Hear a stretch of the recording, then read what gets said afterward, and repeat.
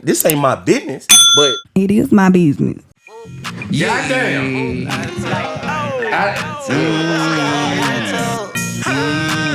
out of town. Oh, this how that story is. Oh, that story. We back. I'ma come pull up on you. Yeah. I know your longitude. Attitude. I'm the type of brother.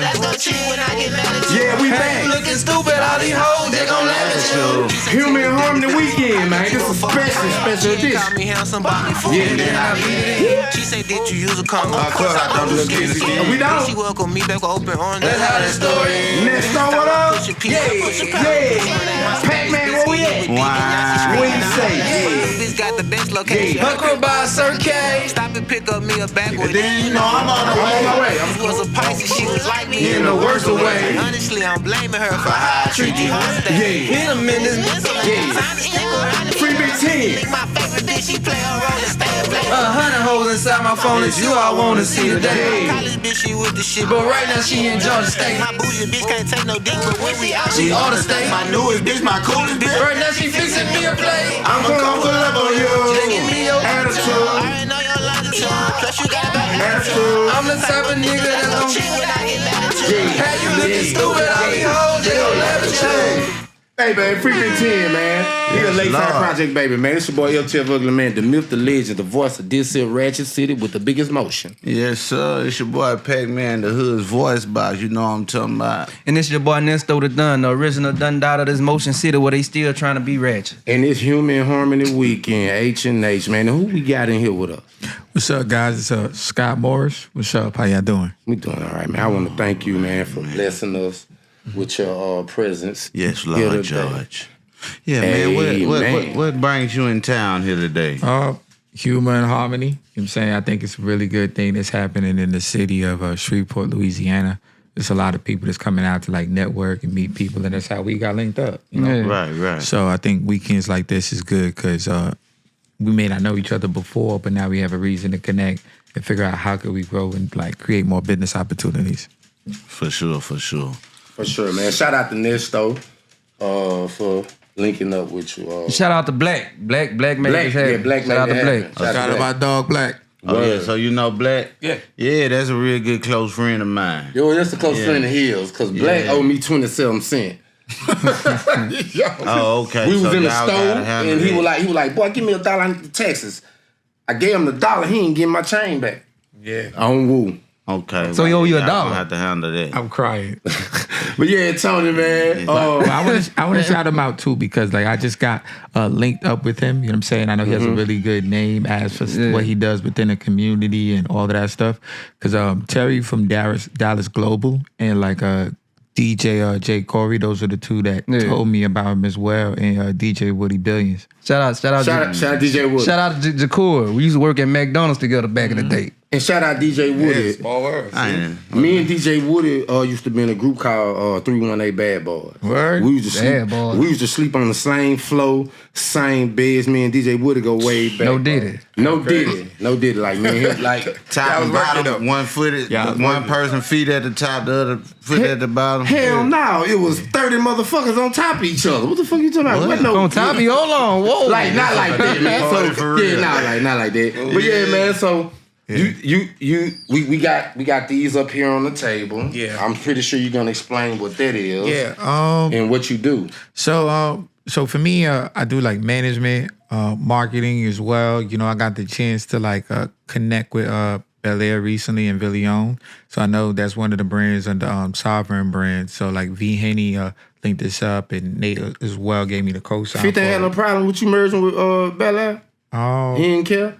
I don't have a personal relationship with him, okay, but it's but the I like what he do. Yeah. I like what he do. Yeah. But I got the chance to get connected with them through two of my friends that was doing a lot of work. And I was throwing like a couple like release parties or activation events for some influencers that had already partnerships with the brand.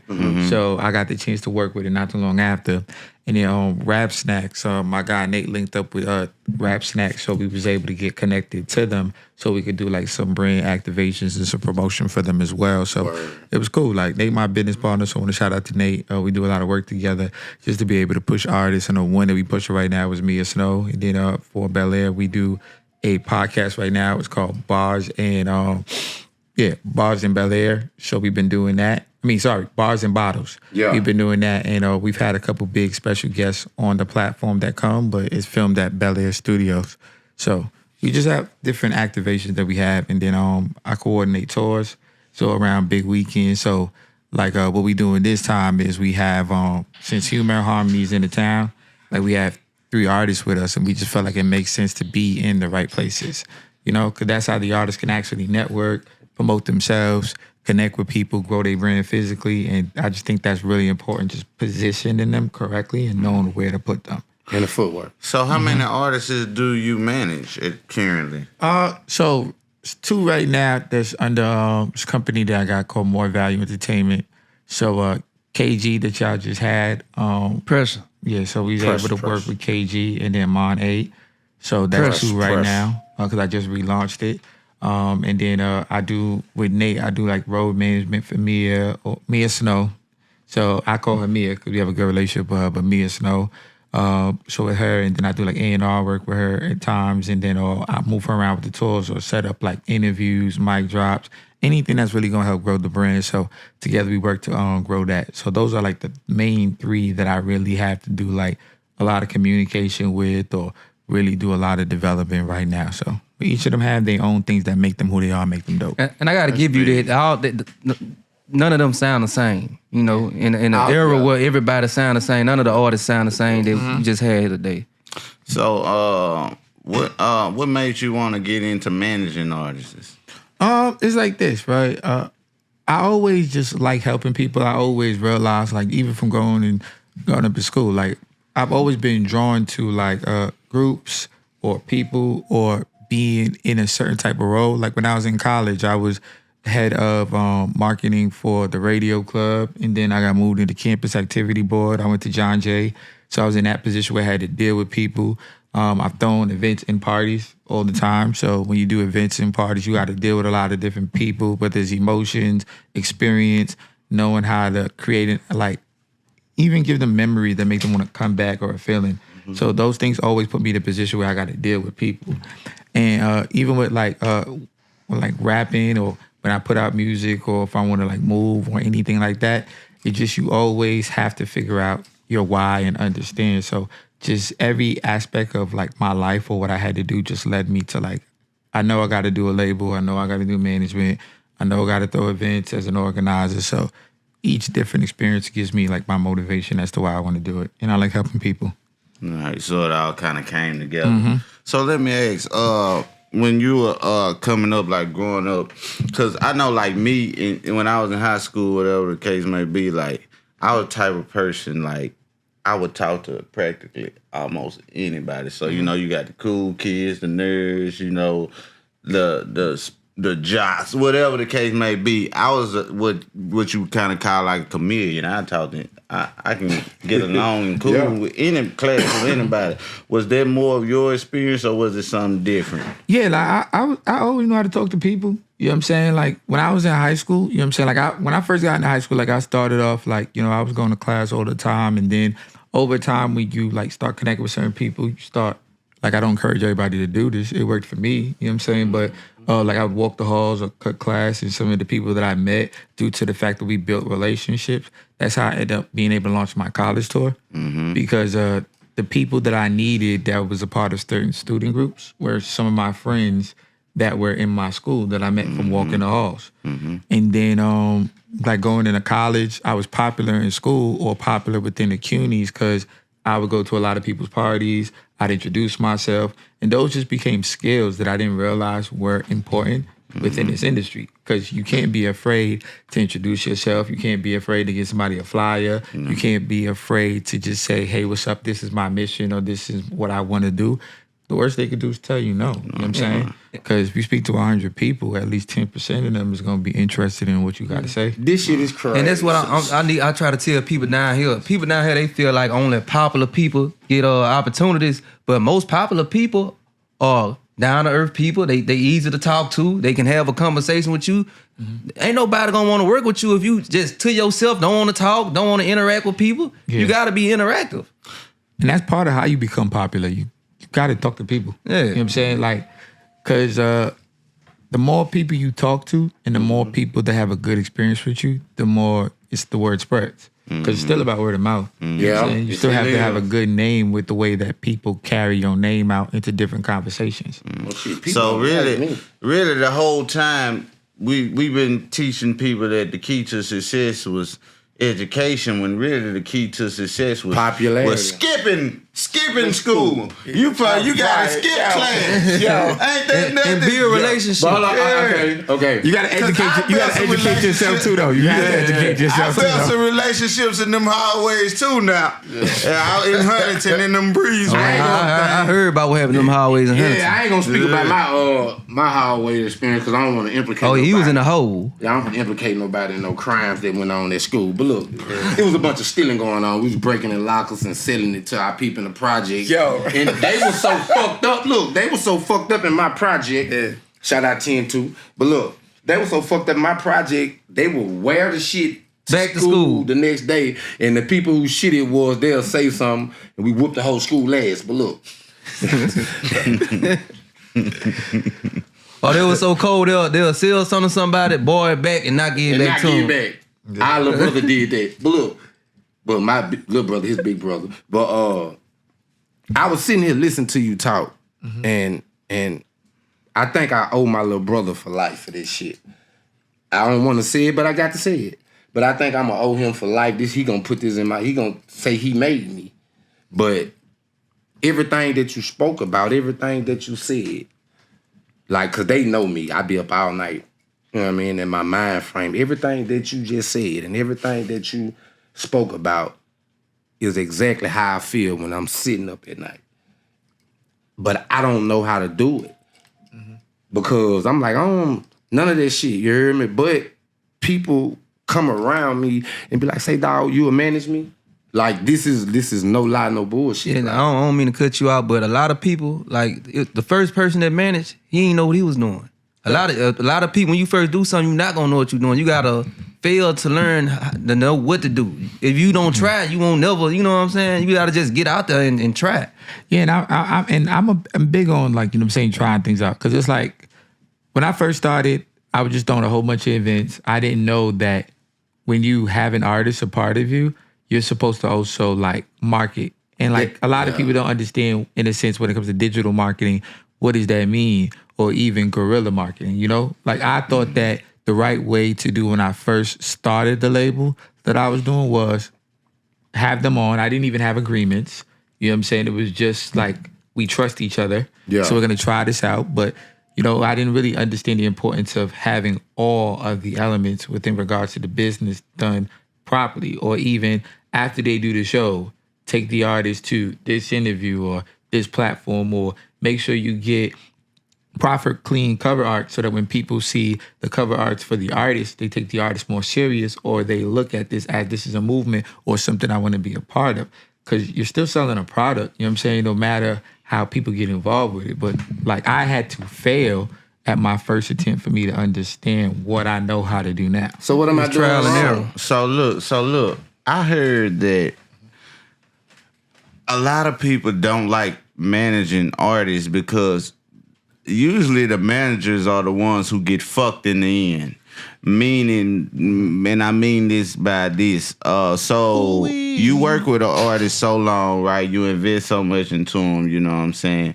And then as soon as a major label come along, a lot of times what the major label will do is they'll build up this contract, you know what I'm saying, with the artist, and Cut the manager out. they'll cut the manager That out. was in the 80s. Now, this generation, they ain't having Now, it. actually, it's more prominent now. It is? Yeah. Yeah. The thing is, like, it's always been like that in the music business. Like, that's not gonna really change, you know? Okay. It's just more in a sense, it's just, you gotta know, it's like, all right, if you decide to get into management, that is a possibility, right? That's not gonna change. No matter how many artists you decide to get into, it is possible that somebody can stab you in the back.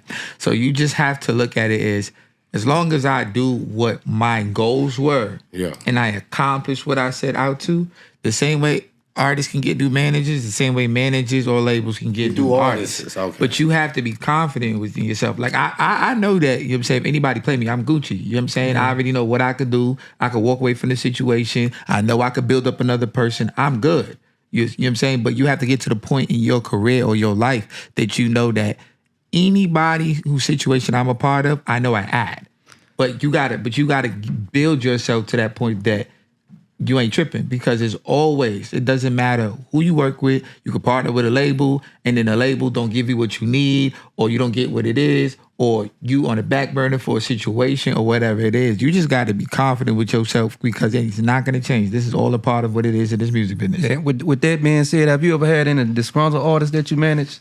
I've had different type of situations. You ever had an artist make a diss song against you? Because he made a diss song against his manager. Talking about his Jerry Curry. Down bad for this shit. You know what's funny? Like, I actually had an artist that I used to manage this me before. We back great friends. Yeah. You know what I'm saying? But it was all of us, like, just growing. Because the thing is, it's like, if artists don't understand the whole thing of how it works, you got to keep in mind they're going to express themselves the way that they feel best, because they're still learning. Yeah. You know what I'm saying? It's like, if I study the business more than you study the business, right? You know what I'm saying? Of course I'm going to have more insider information than you do. Once you decide to take the time to invest, learn, read, research, develop, ask the questions, you going to know I ain't never did you wrong. But that's a journey that you got to go on. That's exactly what happened with him. But that's how I explained it too, though. And see, you gotta understand, I was fucking 14 at the fucking time. He said he didn't get paid. Yeah, so He was an intern. So I'm gonna put it like this. And it's cool, but you was probably still at 14. He probably don't even know that much. Like, you know a lot now, but at that time, he innocent. He said he only paid people from our neighborhood. He ain't And paid it's people true. So look, we are from Lakeside, but we got 3 different sections in our neighborhood. They from the projects, I'm from the Kings. And you got then the we west got side. another side, right? The manager that we had, Rest in peace, my he dog. used to have a lot of people from they side. Don't of the say his name. neighborhood. Don't say his name. His name Jimmy Ray. Jimmy Ray. Ask Jacour about Jacour, no. Bless his soul. He's a great man, right? Yeah, he taught me a lot. He only paid these niggas though. He only paid the project boys. He never paid no fucking body We else. needed it more than y'all. Did y'all obviously what we I'm from the saying? projects? Now, in hindsight, we was a little quick on action when it came to dissing them and shit like that. But as a manager, damn it, you gonna get this. Yeah, you gonna get Yeah, we posted this shit everything. So I'm gonna ask you this. But nah, he because, was a good man. I'm gonna ask you this because when we first, from our first episode, our first couple episodes, it was just me and him on here, and we wasn't no guests. Like, it was just me and Lil Bro. But after we started having people on here, and the people that was here started networking with people. So, because that's the main thing for this podcast, is to build our own platform for our city, because we don't have one. Man, we about being messy. I don't know what you talking about. Yeah. You watch the podcast, everything ain't messy. But the main part of it, from my point of view, is to build a platform for this city. Mm-hmm. And we've been a year, and it's going, and it's great timing right now. You're a blessing. I'm finna show you how big of a blessing you are. Once you explain these to us, you know what I mean? Like, what am I doing wrong? Because the reason I'm asking, because everything that you spoke about, this is the shit that go on in my life. Even, I ain't gonna lie, I be like, man, I ain't tripping. I just want to be over here and do this. But I can't escape it. What you want to do? I want to build an empire. Well, first you got to know why you want to build it. I want to build an empire. All right, me and my boy Arbor. And it's okay if it's a selfish reason. Yeah, it's for selfish reasons. And that's So okay. you wanna get some You know what I'm saying? No, It's not about that. Yeah, cause like whatever his reason is, you know what I'm saying? Like you It's a selfish got to reason. know your why. Yeah. Once you know your why, Yeah. then you know how to build the rest of your branches and stems to support that. Yeah. But you also got to figure out what impact you're gonna have, because you want the community to support you. You got to figure out your impact. Right. You know what I'm saying? Makes because sense. the impact is gonna cause Yeah. it either to blow up or for it to be stable. Stable. Because like I said, once you know your why, you can start. Mm-hmm. You know what I'm saying? You got to know your why for you to even be passionate to start. Mm-hmm. And my why is, I grew up, and the way I grew up in my section, on my turf, it takes a community to raise one child if you want that child to go right. But the black people with the money and the even to this day, the celebrities from here, the people from here with the money, like you know how you got like the NBA and the NFL, they invest money into the neighborhoods, they whatever. Ain't nobody take care of us outside our parents. Ain't nobody take care of us but the Boys and Girls Club and Sister Margaret. What about the churches? And that those type of programs. You feel me? Like and I used to tell my dad, I'd be like, Daddy, man, them people talking about charities. Ain't no charities coming to my project, but a few. You're like, I've always been like that. And my daddy said, well, when you become famous, you inspire your people. You take care of them then. You feel me? And not just that. I've seen my mama, I seen my mama help people and try to help people, and we always been broke. So, you heard me? So that's what I want to do with it. So like that's my mind frame with that shit. So you feel me? I just don't know how. But to be honest, you already started. You say you've been doing this for a year, right? But the podcast? Yeah. All of y'all together, right? Yeah. So this well, this my stepbrother right here. I just found out my daddy had him. Nah, it's cool. Cause we a family. But either way, so for 1 year, now you good. For 1 year, y'all did this podcast, right? Yeah. So you gotta look at it. Most they don't like us though. So it don't matter if they don't like y'all. Y'all did it for a year. Most people don't even be consistent enough to make it. So now, shit, goddamn. Speak, brother. So now y'all got other people in the local area that whether they give y'all credit or don't give y'all credit, they watch the move. So y'all already make an impact in the community from consistency because whether they like y'all, they don't like y'all. What episode we on? I feel what number? Hold on. What number episode this is? 81 or 80 something. This about 81, 82. This 80 something. You heard me? And we do podcasts once a week. So you tell me that ain't work. But I wasn't talking about the podcast. I was talking my contribution to the shit go on. We ain't gonna speak about on the community. Period. Yeah, like, that's what I'm saying. You did it for 1 year with the podcast. Remember, you're a brand. You're on this. So they're going to choose whoever they connect with at most. So whoever connects with you, when they watch these interviews or they're watching everything, somebody probably is looking at how you interview, your personality, and say, I'm going to take that and add that to my arsenal.